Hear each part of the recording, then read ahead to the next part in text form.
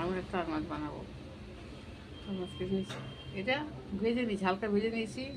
আদা, পেঁয়াজ, রসুন, ধনের গুঁড়ো, লঙ্কার গুঁড়ো, লঙ্কা, ধনে পাতা সব করছি।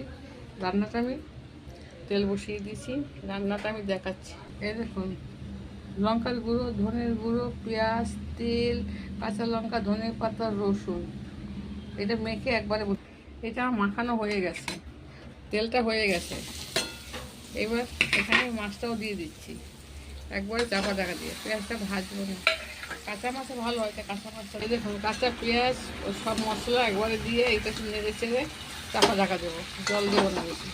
পাতল বাবা ওঠ না বাবা, দেখাচ্ছি না। মেখে দুকে বসিয়ে দিলাম, হালকা একটু জল দেবো, জল দিয়ে চাপা ঢাকা দিয়ে দেবো, একদম পাতুরি হয়ে যাবে।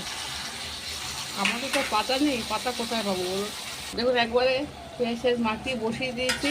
এবার পুরো একটু ফুটে গেল পর উল্টে দিয়ে চাপ আস্তে করে,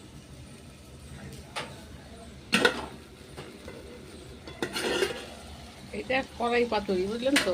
কাঁচা করতে পারতাম, একটু আদা দিয়ে দিই, আদা দেওয়া হয় না, আদা একটু দিয়ে দিই, আদা কিন্তু ভালো গন্ধ হবে না। এবার মাছটা উল্টে দিয়ে আস্তে করে দেবো, একবার করে খেয়ে দেখবেন না কত সুন্দর হয়। দেখুন বন্ধুরা, আমার কড়াই পাতুরিটা কীরকম লাগছে। মাছটা কাঁচা করা যেত, মাছটা আমি ভেজে নিয়েছি, সবসময় এক্সট্রা গন্ধ আছে, আজ গন্ধ ছাড়লে ভালো লাগে না। এবার চাপা দিয়ে আস্তে করে বসিয়ে দিলাম।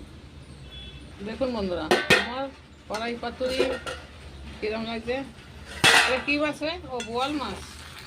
আচ্ছা, দেখুন কেমন লাগে দেখতে।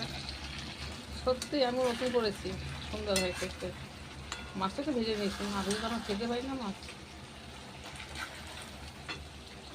দেখুন আমার কড়াই পাতুরি কিরম আছে, ভালো লাগলে লাইক শেয়ার করুন।